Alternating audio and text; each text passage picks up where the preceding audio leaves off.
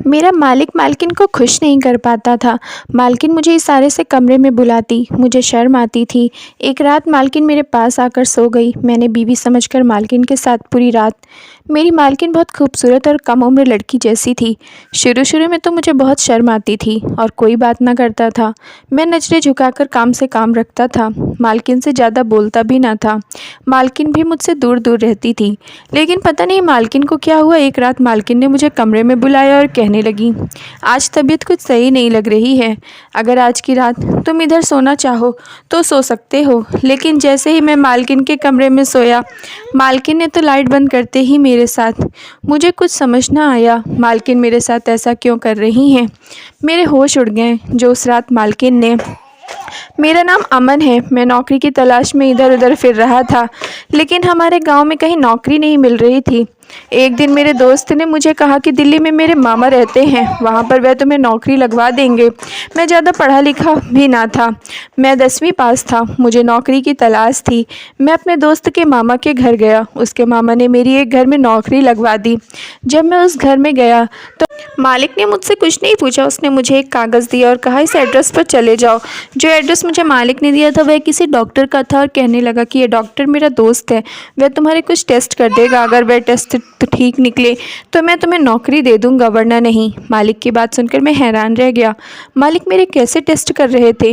मुझे घबराहट होने लगी। कैसी नौकरी थी जो टेस्ट ठीक निकलने पर मुझे मिल जाए कि मैं बहुत परेशान होने लगा। पर क्या कर सकता था, इस वक्त मुझे नौकरी की ज़रूरत थी। इसलिए मैं मालिक के दिए एड्रेस पर चला गया। डॉक्टर ने मेरे कुछ टेस्ट लिए और कुछ देर बाद रिपोर्ट आई तो वे मुझे दे दी। मैं घर आकर वह रिपोर्ट मालिक को दिखाया तो वे बड़े अजीब अंदाज में मुस्कुराने लगा और कहने लगा, बहुत बढ़िया, देखने में तुम बहुत ही अच्छे शक्ल हो। तुम्हारी ठीक है, रिपोर्ट भी सही है, तो तुम्हारी नौकरी पक्की। ठीक है, तुम कल से काम पर आ जाओ। मुझे यकीन नहीं आ रहा था कि इतने बड़े आदमी ने इतनी आसानी से मुझे नौकरी पर रख लिया था, वह भी उन रिपोर्ट्स के सही आने पर। मैं बार बार इन्हीं सोचों में गुम था। पता नहीं डॉक्टर रिपोर्ट्स में क्या लिखा था। रिपोर्ट्स इंग्लिश में थी और मुझ जैसे 10वीं पास इंसान के लिए इसे पढ़ना आसान नहीं था। घर आकर यह बात मैंने अपनी बीवी से कही तो वह कहने लगी, आप तो फालतू में इतना सोचते हैं। अमीर लोगों के चोचले होते, वे अमीर लोग बड़े वहमी होते हैं। यह हम जैसे गरीबों को नौकरी पर रखने से पहले टेस्ट करवा लेना चाहते हैं कि हमें कोई बड़ी बीमारी तो नहीं है। उन्हें लगता है कि नौकर की बीमारी कहीं उन्हें ना लग जाए। मेरी बीवी की बात भी ठीक थी, इसलिए मैं बेफिक्र हो गया। मुझे नौकरी चाहिए थी जो मुझे आसानी से मिल गई थी। अगले दिन से मैं काम पर लग गया था। मेरी मालकिन बहुत खूबसूरत औरत थी। मैंने जब पहली बार उसे देखा तो मैंने दिल में सोचा कि काश मेरी बीवी होती, मगर मैं उसका मामूली सा नौकर था। रुपए पैसे की कमी ना थी। ऐसे में मालकिन मुझे लेकर बाज़ारों में फिरती रहती थी क्योंकि उसकी औलाद ना थी। पता नहीं खराबी मालिक में थी या फिर मालकिन में, लेकिन दोनों के बीच कभी कोई लड़ाई झगड़ा नहीं हुआ था। दोनों प्यार मोहब्बत से रहते थे।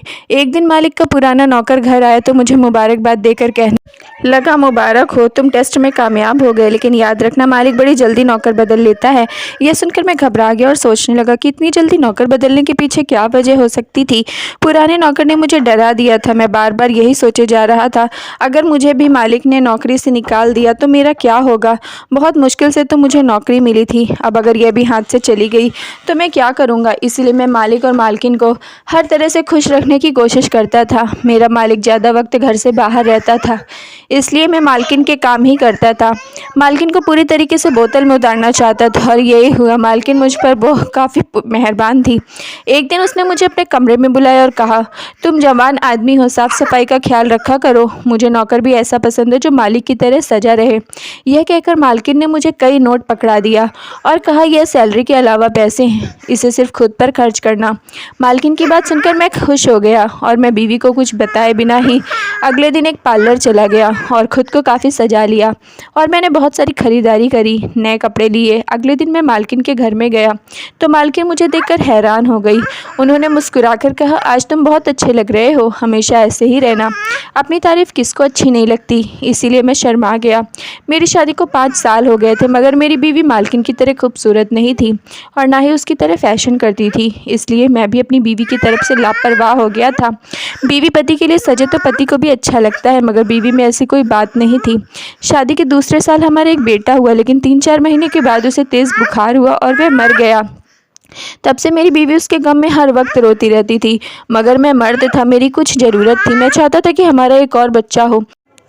लेकिन मेरी बीवी डर गई थी। बच्चों के नाम पर वह चीखने चिल्लाने लगती थी। उसे लगता था कि हमारे सारे बच्चे यूं ही 3-4 महीने के बाद मर जाएंगे। इसीलिए वह मेरे पास भी नहीं भटकती थी, मुझसे दूर दूर रहती थी। इसीलिए अपनी मालकिन को देखकर मेरी नीयत ख़राब होने लगी थी। लेकिन मालकिन कभी कभार मुझे ऐसी बातें करती थी। शायद मालकिन मालिक से बहुत प्यार करती थी। पुराने नौकर ने बताया था कि उनकी शादी को 10 साल हो चुके थे, कोई औलाद नहीं थी, मगर दोनों हंसी खुशी रह रहे थे। मालिक अपने कारोबार में बिजी रहते थे तो मालकिन को अपनी पार्टियों से वक्त नहीं मिलता। मगर इन सब के बावजूद मैं देख रहा था कि मालकिन मुझे थोड़ी बहुत खुश हो रही थी। शायद मैं उन्हें अच्छा लगने लगा था। मैं मालकिन के साथ प्यार के सपने देखने लगा। अक्सर फिल्म ड्रामा में खूबसूरत मालकिन को अपने गरीब नौकर से प्यार हो ही जाता है। इसी तरह मैं अंदर ही अंदर ख्वाब सजाए मालकिन से प्यार करने लगा था। और मैं दिन रात बस यही ख्वाब देखता, यही सोचता रहता था कि मालकिन मेरे पास आएँ और कहें कि मैं अभी तुमसे प्यार करने लगी हूँ। एक रात मैं सो रहा था। जैसे ही मैंने करवट ली तो मुझे नींद में ऐसा लगा जैसे बिस्तर में मेरे साथ मेरी बीवी नहीं बल्कि मालकिन हो। यह जिस्म बिल्कुल मालकिन के जिस्म की तरह खूबसूरत और भरा भरा था। मेरी मालकिन भरे जिस्म की थी। मेरी बीवी ने तो अपने बेटे के गम में खुद को हड्डियों का ढांचा बना लिया था, लेकिन मालकिन मुझ जैसे गरीब नौकर के बिस्तर पर कैसे हो सकती थी। यह ख्याल आने पर मैं शर्मिंदा हो गया और उसे अपना वहम समझ लिया। लेकिन जो भी था, आजकल मालकिन मेरी तरफ धीरे से देखकर मुस्कुरा देती थी। वह बार बार मुझे अपने कमरे में किसी न किसी काम से बुला लेती थी, मुझे अपने सामने से हटने ना देती थी, मुझे देखकर बिना वजह मुस्कुराती रहती थी। पता नहीं मुस्कुराहट किस लिए थी, लेकिन मैं मालकिन से कुछ नहीं पूछा। मैं नौकर था और मुझे इस नौकरी की बहुत ज़रूरत थी, इसलिए मैं अभी चुप ही रहता था। मालकिन जिस काम के लिए मुझे कमरे में बुलाती थी मैं वह फ़ौरन कर देता था, ताकि मालकिन को कोई शिकायत का मौका ना मिले और मालकिन मालिक से मेरी तारीफ़ करती और मुझे इस नौकरी से ना निकालें। मैं पूरी ईमानदारी से अपना काम कर रहा था। फिर एक दिन मालकिन की तबीयत अचानक ख़राब हो गई। मैं मालकिन को अस्पताल लेकर गया और मालिक को कॉल कर दिया। पता नहीं उसके बाद क्या हुआ। मालिक को मालकिन का अस्पताल से बाहर निकले तो बड़े मुस्कुरा रहे थे। अगले दिन मुझे नौकरानी ने बताया कि मालकिन प्रेग्नेंट हैं। इस दिन मालिक ने हम सबको मिठाई खिलाई और पैसे दिए। यह देखकर मैं खुश हो गया, मगर यह मेरी आखिरी खुशी थी। मुझे इस दिन के बाद मालकिन ने आंख उठाकर ना देखा। मैं जिधर से गुजरता मालकिन नजरें नीचे कर लेती थी, जैसे पता नहीं उन्होंने क्या गलती कर दिया हो। उनके ज़्यादातर काम नौकरानी कर देती थी। अब मालकिन ने बाहर जाना भी बंद कर दिया था, इसलिए ये मुलाकात मालकिन से नहीं हो पाती थी। कुछ दिन तो मेरा मूड ख़राब रहा है। मैं मालकिन को देखने का आदी हो गया था, मगर पता नहीं कब से मालकिन के बारे में इतना सोचने लगा था। शायद मुझे मालकिन से प्यार हो गया था, पर मैं नौकर था तो मुझे नौकरी करनी थी, इसलिए मैं अपने काम पर ध्यान देने लगा। दिन गुजरते गए और आखिर वह दिन आ गया जब मालकिन एक बच्चे को जन्म देने वाली थी। मगर मालिक पहले जैसे खुश नहीं रहते थे, वह हर वक्त परेशान रहने लगे थे। मुझे समझ नहीं आ रहा था कि मालिक को अपने पहले बच्चे की खुशी क्यों नहीं थी। जब मैं पहली बार बाप बना था तब मैं हवाओं में उड़ रहा था। अगर मालिक परेशान था, जैसे बच्चा नहीं बल्कि उसके घर में कोई बड़ी तबाही आने वाली थी। मालिक ने मुझे एक रात अपने कमरे में बुलाया और कहा, यह पोटली अपने पास रखो और आज रात मेरी बीवी एक बच्चे को जन्म देगी तो हम उसका बच्चा पोटली से बदल देंगे और इस बच्चे को चुपके से उठा कर ले जाना और दूर किसी नदी में फेंक देना। मैं मालिक से कभी कोई सवाल नहीं किया था, इसलिए आज भी मैंने मालिक से यह नहीं पूछा कि आपने जिस बच्चे के लिए पूरे 10 साल इंतज़ार किया, इसे क्यों मारना चाहते हैं। मैंने उनके हुक्म पर सर हिला दिया था, पर मैं बार बार यही सोचता रहा कि मालिक अपने बच्चे को क्यों मारना चाहते हैं। मेरा दिल घबरा रहा था। मैं किसी नन्ही सी जान की जान नहीं ले सकता था। मैं परेशान था कि मैं क्या करूं। रात में तो मालकिन ने एक बच्चे को जन्म दिया। मालिक को जल्दी थी, इसलिए वह इसी रात मालकिन को हॉस्पिटल से घर ले आए थे और मुझे कहा, तुम वैसा ही करो जैसा मैंने हुक्म दिया है।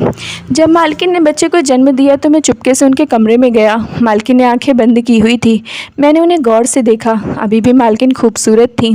खूबसूरत चेहरा मेरा दिल किया कि मैं मालकिन के चेहरे को हाथ लगाऊं, उन्हें छूऊं और महसूस करूं, मगर मुझे अपनी औकात याद आ गई। मैं नौकर था और मुझे अपने मालिक का कहना मानना था, क्योंकि वह मुझे इसी काम के पैसे देते थे।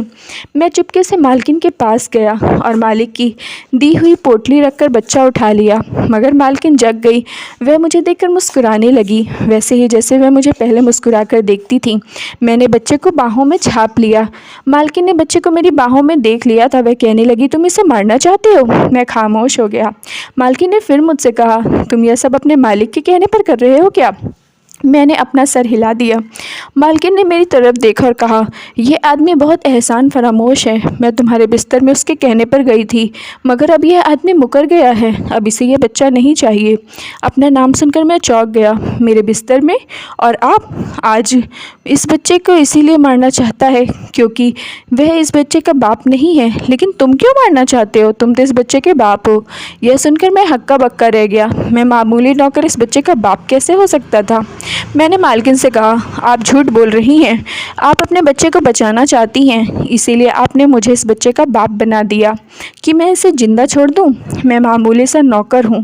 मैंने तो कभी आपको छुआ तक नहीं। यह सुनकर मालकिन हंसने लगी और कहा कि यह बच्चा नहर में मत फेंकना, क्योंकि इस बच्चे का बाप तुम्हारा मालिक नहीं बल्कि तुम हो, क्योंकि तुमने मुझे कभी नहीं छुआ था। मगर मैं कई रातों तक तुम्हारी बीवी बनकर तुम्हारे घर में रह चुकी हूँ। यह सुनकर मैं चौंक गया। यह क्या माजरा था? क्या वह मेरा ख्वाब नहीं था? जब मुझे बिस्तर में यूं लगता था जैसे मेरे साथ मेरी बीवी नहीं बल्कि मालकिन थी। मैं सोफे पर बैठ गया। मेरे पास यकीन करने के सिवा कोई रास्ता नहीं था। लेकिन मैं हैरान था, इतनी खूबसूरत मालकिन को मेरे साथ यह सब करने की क्या ज़रूरत थी? यही बात मैंने मालकिन से पूछी तो वह कहने लगी, मैं खूबसूरत थी मगर गरीब घर में जन्म लिया था। मैं तुम्हारे मालिक के ऑफिस में मामूली सी एम्प्लॉय थी, इसलिए मुझे अमीर होने की ख्वाहिश थी। जब तुम्हारे मालिक ने मेरा रिश्ता भेजा तो मैंने फ़ौरन हाँ कर दी, क्योंकि मैं जल्द से जल्द अमीर होना चाहती थी। और मेरे माँ बाप ने भी एकदम हामी भर ली। तुम्हारे मालिक से शादी के बाद मेरी ख्वाहिश तो पूरी हो गई, लेकिन शादी के कुछ वक्त बाद मुझे पता चला कि तुम्हारे मालिक में बच्चा पैदा करने की हिम्मत नहीं है। उसने मेरे कहने पर बहुत इलाज कराया, मगर कोई डॉक्टर भी इसे अपनी दौलत के बावजूद ये खुशी ना दे सका। मैं माँ बन सकती थी, इसलिए तुम्हारे मालिक ने एक प्लान बनाया था। उसे हर हाल में अपनी दौलत का एक वारिस चाहिए था। इसके लिए वह कुछ भी करने को तैयार था। फिर उसने अपने नौकर के जरिए गंदा इरादा बनाया, इसीलिए वह हमेशा नौकर रखने से पहले उनका टेस्ट लेता था, ताकि वह पहले से जान सके कि वह बाप बन सकता है या नहीं। और वह नौकर के साथ अपनी बीवी को। मालकिन की बात सुनकर मैं चौंक गया, मगर मैं चुप रहा। मालकिन मुझे बताने लगी, इस काम के लिए तुम्हारे मालिक ने कई नौकर रख लिए, लेकिन मुझे कोई पसंद नहीं आया ऐसा जिसे मैं प्यार के काबिल समझूं। इसीलिए हमने कई नौकर बदले, तभी जाकर मुझे तुम पसंद आए।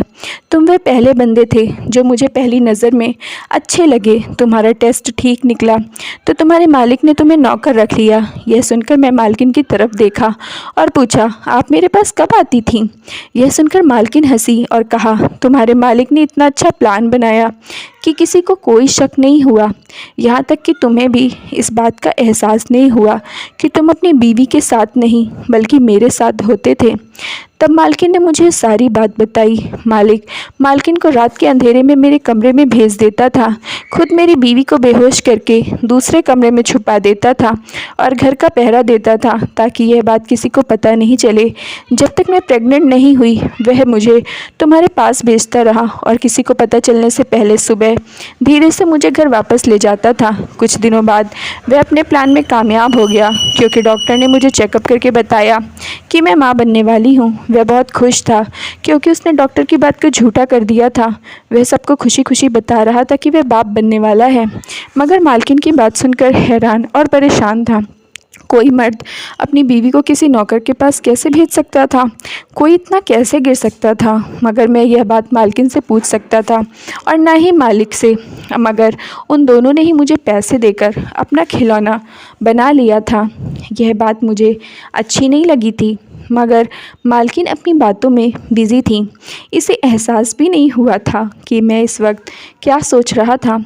मालकिन अपनी कहानी सुना रही थी, इसलिए मुझे बताया कि तुम्हारे मालिक का सारा प्लान उस वक्त नाकामयाब हो गया जब उसने वारिस तो पैदा कर लिया, मगर उसका कारोबार ख़त्म होने लगा। जो पैसे थे इसका दोस्त लेकर दूसरे मुल्क फ़रार हो गया। इसलिए मुझे कहा कि अब इसके पास पैसा नहीं रहा, कारोबार ख़त्म हो गया, लिहाजा ऐसे ही बच्चा नहीं चाहिए था। मगर मैं यह सुनकर चीख पड़ी, मैं तुम्हारी बीवी हूँ, कोई नौकरानी नहीं कि मैं तुम्हारे इशारों पर नाचती रहूँ। पहले तुमने मुझे एक नौकर के पास बच्चा पैदा करने के लिए भेज दिया था कि तुम दुनिया को यह बात ना पता चले कि तुम बाप नहीं बन सकते हो, और अब तुम कह रहे हो कि तुम्हें इस बच्चे की ज़रूरत नहीं है। लेकिन याद रखो, मैं तुमसे तलाक ले लूँगी मगर इस बच्चे को नहीं मारूँगी। यह सुनकर वह खामोश हो गया। मुझे यकीन होने लगा कि वह दोबारा यह बात मुझसे नहीं करेगा और इस बच्चे को मनहूस समझने की जगह इसे अपना नाम देगा और सारी दुनिया के सामने अपना बच्चा रखेगा। मगर आज जब इसने तुम्हें यहाँ इस बच्चे को मारने के लिए भेजा तो मुझे यकीन हो गया कि इसके सीने में दिल नहीं है बल्कि पत्थर है। वह खुद गर्ज आदमी था। मालकिन की बात सुनकर मैं उठ खड़ा हुआ और बच्चे को वापस मालकिन के पास रख दिया। मुझे यह सब पता नहीं था।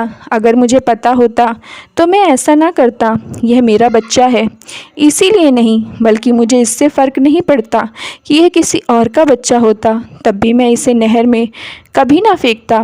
मैं चलता हूँ। जब मालिक को पता चलेगा कि मैं इस बच्चे को ज़िंदा छोड़ दिया तो वह मुझे नौकरी से निकाल देगा। अब मुझे इस बात की परवाह नहीं। आप इसकी माँ हैं, इसकी हिफाजत करना। मैं बाहर जाने लगा। मालकिन ने मुझे रोक लिया और कहा, यह तुम्हारा भी बच्चा है, तुम उसके बाप हो, इसलिए इसकी इबादत तुम पर भी बराबर है। यह सुनकर मैं मुस्कुराते हुए कहा कि यह बच्चा मेरा है तो आप भी मेरी बीवी हैं क्या? आप भी मेरी पनाह में आएंगे? यह सुनकर मालकिन मुस्कुराने लगी और उसने कहा, दौलत के लालच ने मुझे अंधा कर दिया था, इसीलिए मैंने एक बुरे आदमी से शादी कर ली थी जिसे अपनी बीवी को अपनी इज्जत बचाने के लिए अपने नौकर के पास भेजा। और जब मैं उसकी इज्जत रख ली मगर उसने मेरे बच्चे की जान लेना चाहा और कहा कि बच्चा मनहूस है। इसके आने से पहले इसका कारोबार डूब गया, सारा पैसा ख़त्म होने लगा। इसे हमारा बच्चा मनहूस लगने लगा, इसलिए उसने बच्चे को नहर में फेंकने का इरादा बना लिया। लेकिन यह सब जानने के बाद मैं ऐसे आदमी के साथ नहीं रहना चाहती। यह सुनकर मैं मालकिन की तरफ देखा और कहा, तो क्या आप इस बच्चे की खातिर एक मामूली नौकर के साथ रह लेंगी? यह सुनकर मालकिन ने कहा, तुम गरीब ज़रूर हो मगर तुम्हारा दिल बहुत बड़ा है, इसलिए मैं तुमसे शादी करना चाहती हूँ ताकि हमारा बच्चा ज़िंदा रहे। फिर मालकिन ने मालिक से तलाक ले लिया और हम इसी घर में खुशी खुशी रहने लगे क्योंकि वह घर मालकिन ने अपने नाम करवा लिया था।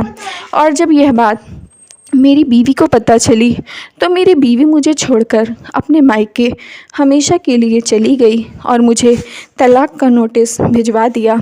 मैंने अपनी बीवी को बहुत समझाने की कोशिश की थी कि यह मैंने मजबूरी में किया है, लेकिन वह नहीं मानी और उसने मुझे तलाक दे दिया। Thank you friends. अगर आप लोगों को स्टोरी पसंद आई हो तो प्लीज़ लाइक कर दीजिए और चैनल को सब्सक्राइब कर लीजिए।